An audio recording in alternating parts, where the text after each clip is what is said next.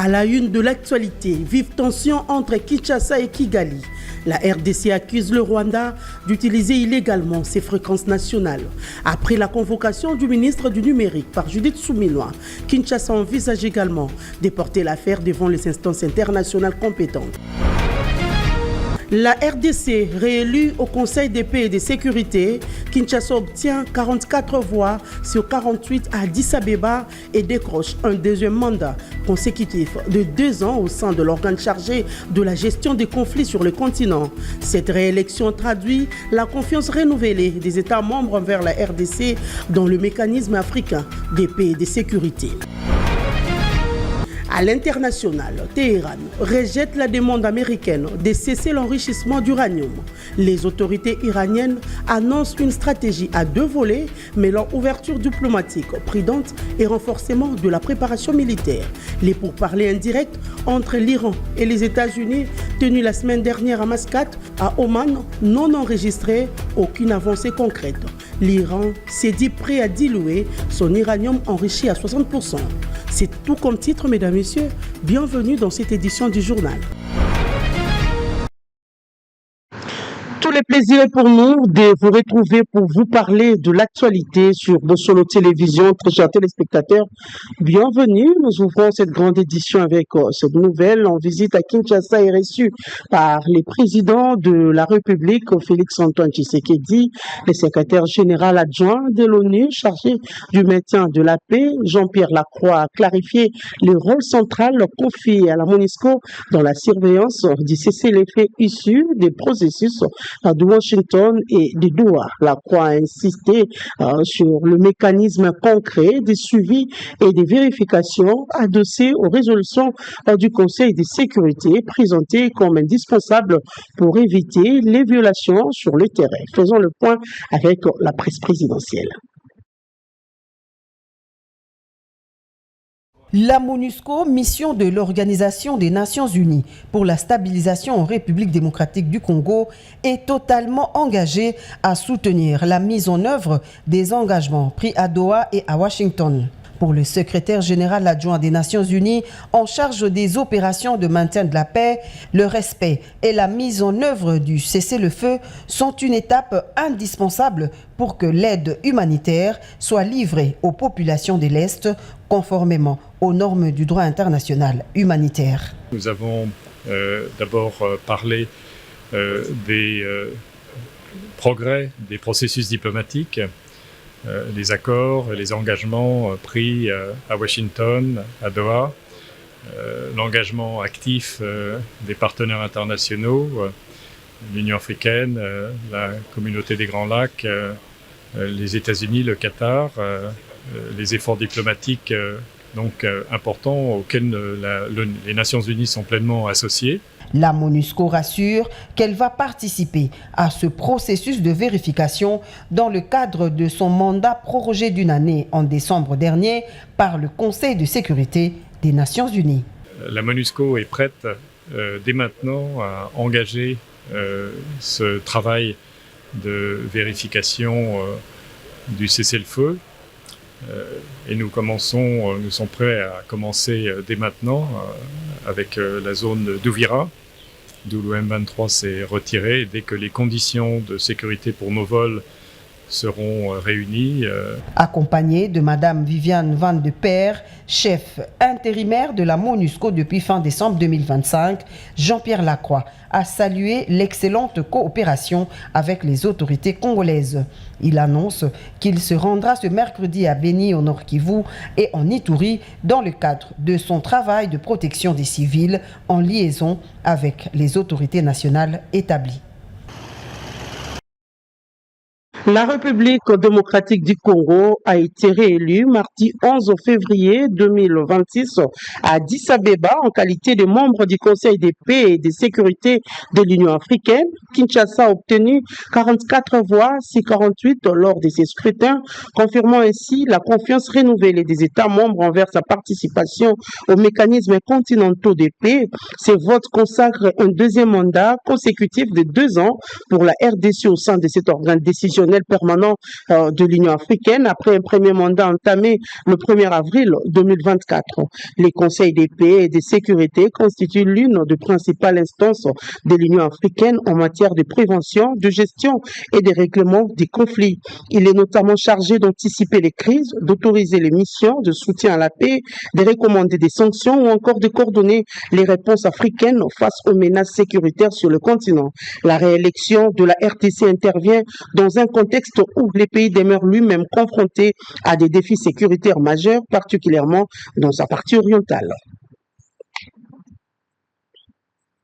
Les gouvernements congolais dénoncent ce qu'ils qualifient d'utilisation illégale des fréquences nationales par le Rwanda. Dans un dossier jugé sensible tant sur le plan technique que diplomatique, la première ministre Judith Suminwa Tuluka a convoqué en urgence les ministres des Postes, Télécommunications et Numérique, José Panda, afin d'obtenir des explications détaillées sur cette situation préoccupante.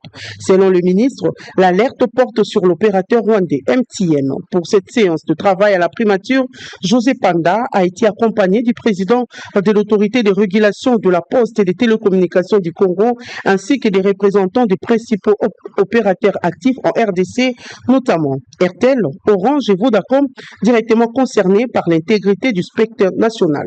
À l'issue de la réunion, la chef du gouvernement a donné des orientations fermes, articulées autour de 3 axes principaux: prise en charge technique immédiate du dossier par l'ARPTC, saisine des instances internationales compétentes en charge de la régulation du spectre radioélectrique, évaluation approfondie de l'impact de cette situation sur la souveraineté numérique de la RDC. Les vice-premiers ministres, ministre en charge de la Défense, Guy Kabombo Mwadianvita et à Brazzaville pour le renforcement de la coopération militaire entre la RDC et la République du Congo. Il a été reçu par son homologue Charles Richard Monjo pour discuter des défis sécuritaires communs et consolider la confiance mutuelle. Les commentaires dans ces reportages. Depuis la République du Congo où il séjourne, dans le cadre du renforcement de la coopération militaire entre Kinshasa et Brazzaville, les patrons de la défense nationale, Maître Guy Kabombo Mwadianvita, a été reçu par son homologue Charles Richard Monjo afin de discuter des défis sécuritaires communs et consolider la confiance mutuelle. Parades militaires et réceptions d'honneur ont été faites au bâtiment abritant le siège du ministère de la Défense de la République du Congo. Les deux ministres ont, dans leur séance de travail, souligné l'importance de la solidarité et de la collaboration pour assurer la sécurité dans la sous-région. Dans son allocution, le VPM de la Défense, Maître Guy Kabombo Mwadianvita, a rappelé que la RDC ne cédera à aucune manipulation visant à transformer l'Est de la RDC. Nous espérons que les amis de la RDC ne céderont pas au schéma de manipulation fondé sur les prétextes anciens et fallacieux visant à transformer l'Est de notre pays en réservoir des ressources à piller. Les forces armées de la République démocratique du Congo sont aujourd'hui engagées dans un processus irréversible de reconstruction conformément à la décision, aux instructions de son Excellence Félix-Antoine Tshisekedi Tshilombo, président de la République, chef de l'État. Pour le ministre de la Défense nationale de la République du Congo, Charles Richard, ces échanges visaient à renforcer la solidité diplomatique entre les deux pays. Nos échanges portent sur la question essentielle de notre sécurité commune sur notre frontière terrestre, maritime et fluviale. Notre préoccupation partagée est d'en faire des espaces sûrs et maîtrisés de circulation fluide au service des échanges commerciaux et par conséquent du développement de nos pays. Les incidents susceptibles de subvenir le long de 1200 km de frontières fluviales, par nature difficiles à contrôler, dans leur intégralité, doivent être traités par les mécanismes de dialogue interétatiques existants. Au cours de cette rencontre, les deux personnalités, accompagnées de leurs experts sectoriels, ont passé en revue les principaux défis sécuritaires communs liés à la gestion des frontières et ont manifesté la volonté commune de privilégier les dialogues, la transparence et la collaboration opérationnelle. La question du dialogue intercongolais trouve l'unanimité au sein de toutes les parties prenantes. Cependant, les divergences planent sur les formats et les participants. Les confessions religieuses et les politiques se tirent de balle quant à ces sujets. Julia Kamonia pour plus de détails. Dès les débuts de l'année 2026, la problématique du dialogue national en RDC est réactivée sur la table des discussions. Bien que le dialogue national inclusif reste le point qui réunit toutes les parties prenantes, mais les divergences planent sur les formats et le participant. Les confessions religieuses et les politiques s'étirent véritablement de balles. Si l'archevêque Ejibayama Pia, président de la plateforme des confessions religieuses et représentant légal de l'Église du Réveil du Congo, soutient activement la tenue d'un dialogue national inclusif, s'alignant sur les conditions posées par le chef de l'État qui exclut ceux qui ont pris les armes. Par contre, le pasteur Eric Senga, secrétaire général de l'Église du Christ au Congo, insiste sur la nécessité d'un dialogue vraiment inclusif, sans exclure les acteurs armés, et rappelle que cette approche complète les processus régionaux et internationaux. Défendant le pacte social pour la paix, le pasteur Eric Senga précise que cette démarche n'a jamais eu pour but de relativiser l'agression ou de déresponsabiliser quiconque. Au contraire, le pacte social vise à mettre fin aux hostilités, unifier le pays et relancer les processus démocratiques. Dans la même logique, l'archevêque Dodo Kamba, président du Conseil interreligieux congolais, a présenté une note conceptuelle des plaidoyers en faveur de la mise en place d'un mécanisme vérité-réconciliation, une proposition qu'il juge préalable à la tenue d'un dialogue national. Il a insisté sur l'inclusivité impliquant l'ensemble des acteurs politiques et de la société civile et a plaidé pour la clémence ainsi qu'une mesure de grâce de la part du chef de l'État afin de contribuer à décrisper les climats politiques et sociaux. Par ailleurs, pour baliser la voie à l'organisation d'un dialogue intercongolais avec pour objectif le rétablissement de la paix et de la stabilité dans l'Est de la RDC, l'Angola vient d'être officiellement mandaté pour engager des consultations avec le parti congolais en vue de créer les conditions nécessaires à la tenue d'un dialogue intercongolais.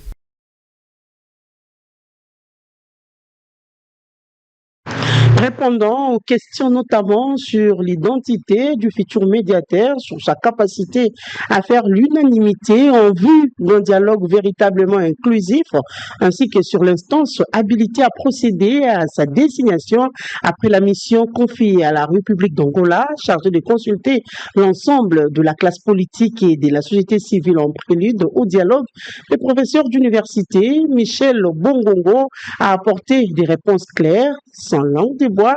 Il s'est exprimé au téléphone de Guillaume depuis le Canada où il séjourne.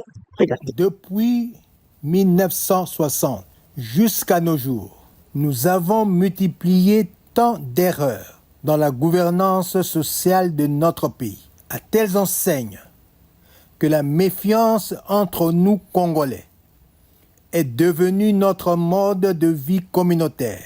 C'est ainsi que, dans le cadre du dialogue national inclusif, le peuple congolais a besoin d'un médiateur qui décide de porter la croix en devenant notamment un médiateur qui sera l'oreille attentive des différentes parties en présence et en conflit. Un médiateur qui se détachera de la recherche des intérêts matériels et qui sera à l'abri de toute suspicion.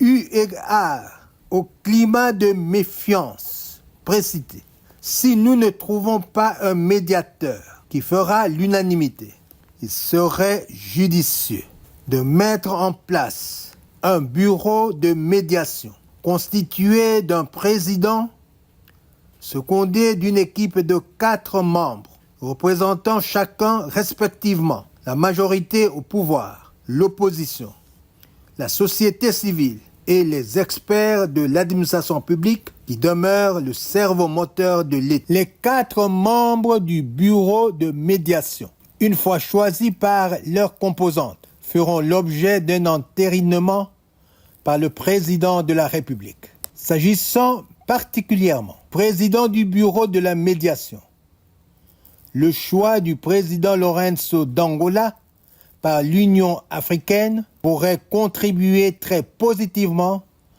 à la réussite du dialogue national inclusif. Changeons à présent de chapitre. Le secteur pétrolier congolais enregistre un signal fort de redressement financier. Le comité de suivi de prix des produits pétroliers s'est réuni mardi 10 février 2026 à Kinshasa sur invitation du vice-premier ministre, ministre de l'économie nationale, Daniel Mukoko Samba. La rencontre a permis de passer au peine fin les prouesses réalisées par le gouvernement congolais avec ses partenaires. Bosco Kabamba. Suivez. Au cours de cette session de travail, le comité a procédé à la certification des pertes et manques à gagner de la zone ouest pour le 4e trimestre 2025, couvrant la période du 1er octobre au 31 décembre 2025.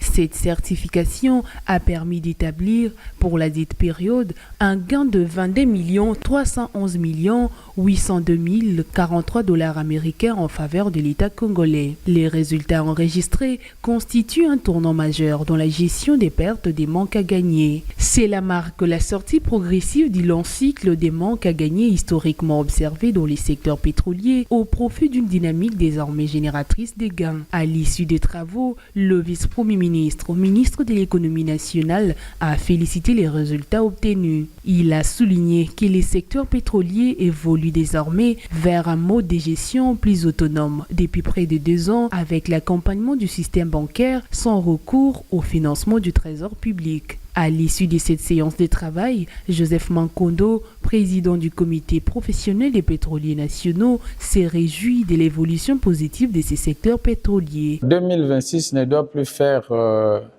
objet de pertes et manques à gagner. Dans ce sens que l'allure que nous avons déjà prise depuis que nous avons commencé avec T4, avec la nouvelle structure du mois de novembre, on ne peut plus parler de pertes et manques à gagner. Nous avons une sorte de génération de gains, mais l'objectif du gouvernement par rapport à la structure des prix, ce n'est pas de pouvoir créer le gain, mais c'est plutôt maintenir les sociétés pétrolières dans leurs assiettes pour qu'elles puissent fonctionner et évoluer dans de bonnes conditions.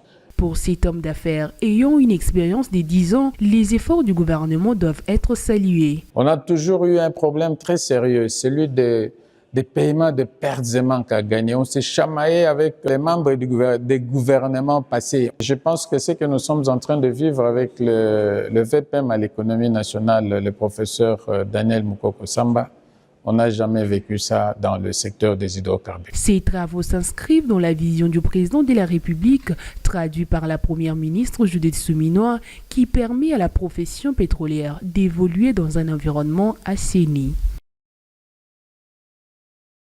Après un travail acharné sur terrain dans une bataille contre l'exploitation illicite de minerais critiques et face à certaines irrégularités du code minier en vigueur, une proposition de loi visant à modifier les codes miniers en vigueur a été déposée à l'Assemblée nationale par le député national Serge Kondeshimbo. Sur les 344 articles contenus dans cette loi, l'élu de Sakania propose la modification de quelques articles de manière substantielle afin d'améliorer la bonne gestion des mines. Images et commentaires. C'est le résultat d'une lutte acharnée contre l'exploitation illégale de minerais. Avec une plus grande assurance, le député national Serge Kondeshimbo a déposé au bureau de l'Assemblée nationale une proposition de loi modifiant et complétant la loi numéro 18/001 du 9 mars 2018 portant sur le code minier, et ce, pour des dispositions utiles. Sur le 344 articles qui contient cette loi promulguée par le chef de l'État en 2018, le LU des Sakania y apporte 43 modifications et 35 nouveaux articles allant de la gestion de mines à la protection des trésors artisanaux et au contrôle permanent dans les différents sites d'exploitation. Alors sur les 344 articles que compose la loi, nous avons modifié à peu près 43 articles de manière substantielle. Et nous avons aussi apporté 35 nouveaux articles Et ça, c'est pour améliorer le bon fonctionnement de la gestion de nos mines dans le pays. Après avoir effectué plusieurs missions de terrain dans les secteurs miniers, Serge Kondé-Chembo propose des innovations, résultats de longue haleine, afin de renforcer le pouvoir de l'État sur l'exploitation de minerais stratégiques en RDC. Et on a trouvé qu'il y a eu il y avait beaucoup d'insuffisances, il y avait beaucoup d'irrégularités. Alors, il a été pour nous question de travailler pour voir comment insérer les nouveaux services qui ont été créés mais qui n'étaient pas encore considérés dans le code minier, notamment le FOMINE, la RECOMS, l'inspection générale des mines. Après adoption, le ministre sectoriel sera dans l'obligation de se présenter à l'Assemblée nationale chaque mois de mars afin de rendre de compte à la Chambre basse sur ce qui revient de droit aux communautés locales. Jusque-là, avec l'ancienne loi, nous avons trouvé que les 0,3% se volatilisaient sans que la communauté concernée n'en bénéficie. Alors, avec la nouvelle loi, nous allons insister à ce que l'Assemblée nationale désormais ait l'œil sur les 0,3%, c'est-à-dire le ministre sectoriel sera obligé de passer chaque mois de mars pour nous faire le compte à l'Assemblée nationale et que nous nous rassurions que les 0,3% vont réellement à la population locale. Par cette proposition de loi, les populations locales peuvent espérer un nouvel élan mettant fin à la problématique liée au respect du cahier de charges qui devait profiter aux communautés locales. Les paiements de l'impôt demeurent un sujet sensible, souvent entouré de méfiance et d'incompréhension. À Kinshasa, la DGRK a lancé une nouvelle campagne sur l'impôt relatif aux revenus locatifs. Désormais, ce sont les locataires qui verseront directement à la caisse de l'État 22% du montant de leur loyer. Cette mesure suscite de vives réactions au sein de la population. C'est un reportage signé Johnny Yombo et Prince Ngoy. Le lancement de la campagne de la perception de l'impôt sur le revenu locatif par la régie financière de la ville-province de Kinshasa reste au cœur d'un grand débat au sein de l'opinion quinoise. Certains estiment que cette décision risque de créer des tensions entre locataires et bailleurs. Pour ces Quinois, l'État congolais devrait mûrement réfléchir aux conséquences d'une telle mesure. La DGRK doit bien réfléchir parce que ça, c'est chercher un conflit entre le bailleur et le locataire. Parce que la maison, c'est pour la bailleresse. Moi, je suis locataire. Je dois payer 500 $ à ma bailleresse. Et maintenant, c'est moi qui dois retrancher 22% pour payer à l'État, sans l'aval de la bailleresse. Ça sera un conflit. Mais le taux de 22%, c'est un peu exagéré. Il fallait commencer par un taux faible, par exemple 10%. Outre les critiques suscitées, certaines voix s'élèvent pour saluer l'initiative. Pour cette catégorie, cette réforme pourrait contribuer à renforcer les recettes publiques et à améliorer la gestion des finances de l'État. Beaucoup plus, ce sont les locataires qui sont victimes des hausses des prix. Mais je pense qu'à l'idée de prélever 22% dans l'argent des loyers, que les locataires devraient payer pour aller verser ça dans la caisse de l'État, c'est quelque chose qu'il faut applaudir. À en croire le président de la Ligue des bailleurs et locataires, Paulin Kabeya, l'impôt sur le revenu locatif n'est pas mauvais en soi. Toutefois, il estime qu'il convient de s'interroger sur sa faisabilité. Aujourd'hui, nous avons déjà 80% des conflits. Rien que les conflits dans le domaine des baux à loyer. Et avec l'allure où vont cette histoire de recouvrement, ça fera en sorte que les conflits risquent d'augmenter encore. Il faut un temps, d'abord le temps de sensibilisation pour permettre aux bailleurs de comprendre ça. Déjà, dans les baux à loyer, il n'y a pas de contrat.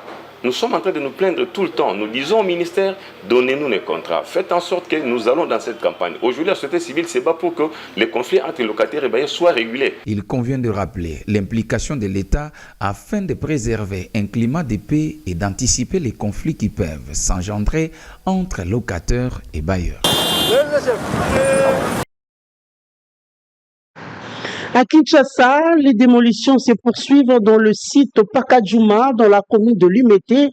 Cette opération est menée par les autorités provinciales dans l'objectif de mettre fin aux occupations jugées anarchiques et à haut risque. Le gouverneur Daniel Bumba a été sur les lieux dans le but de superviser les travaux au-delà des incidents qui ont été enregistrés dans la matinée du mardi. Israël Toumba pour plus de détails. À Kinshasa, les opérations de démolition se poursuivent dans les sites Pakadjuma situés dans la commune de Limete. Cette intervention des autorités provinciales s'inscrit dans le cadre de mesures d'assainissement urbain et de prévention des risques liés aux occupations anarchiques. En visite sur les sites, le gouverneur de la ville, Daniel Bumba, a tenu à rassurer la population concernée. Selon lui, les dispositions ont déjà été prises pour la relocalisation de toutes les personnes de Guerpi. Ça fait plus de 6 mois. Les gens qui habitent cet endroit étaient avisés et ça fait plus de 6 mois. Et ils savaient que ce qui s'est fait ici devrait se faire et les dispositions étaient prises pour que ceux qui veulent rentrer, même par voie maritime, les bateaux sont là. Nous ne voulons pas qu'on interprète mal l'opération. Pour les Quinois, ils savent que sur la route poids lourd, il y a d'extorsion, des perruques, des bijoux et nous ne pouvons pas laisser en tant qu'État que cette situation persiste. On ne peut pas laisser en tant que l'État la situation et se pérenniser et continuer. L'exécutif provincial justifie ces démolitions par la dangerosité de la zone régulièrement exposée aux extorsions mettant en péril la vie des habitants.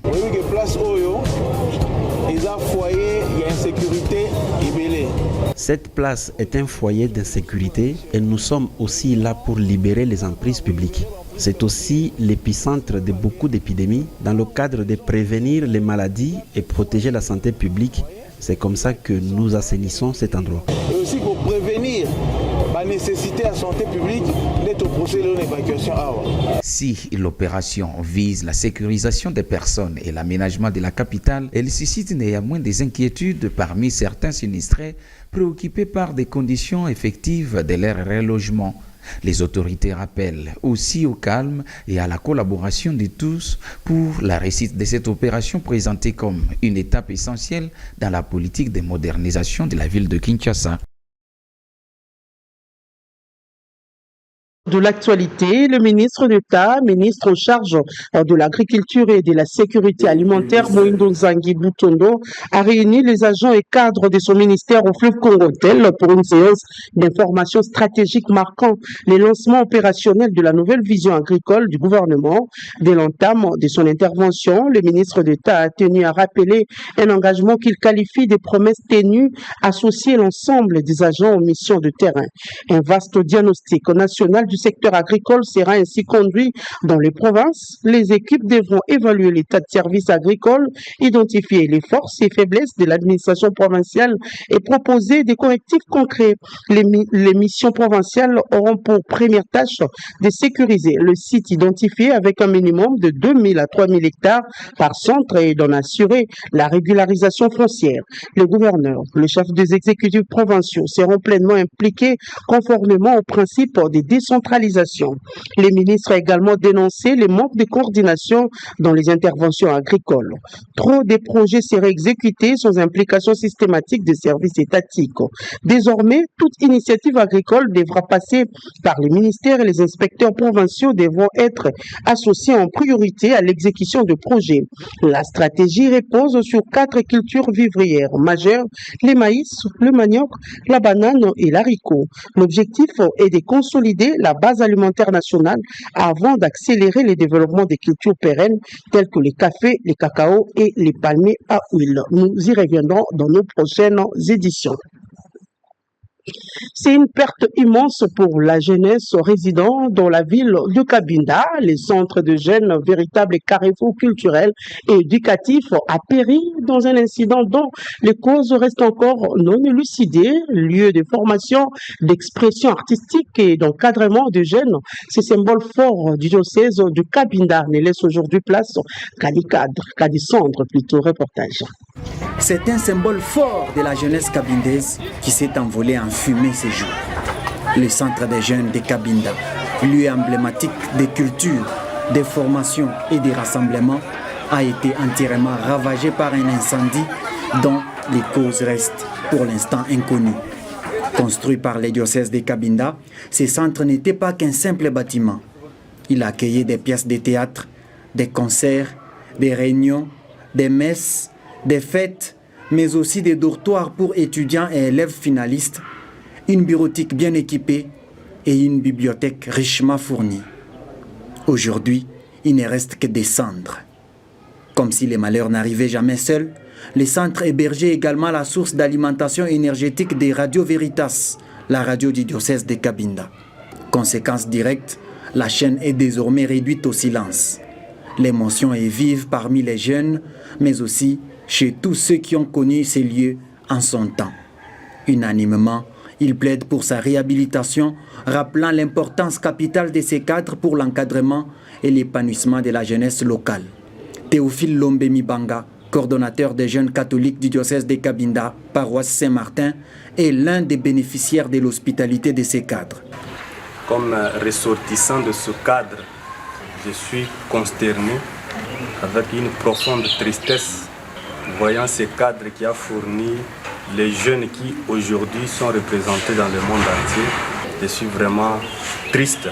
Situé au quartier Bandaka, juste en face de l'Institut Boumoune, le centre des jeunes de Cabinda était une véritable référence culturelle dans la ville.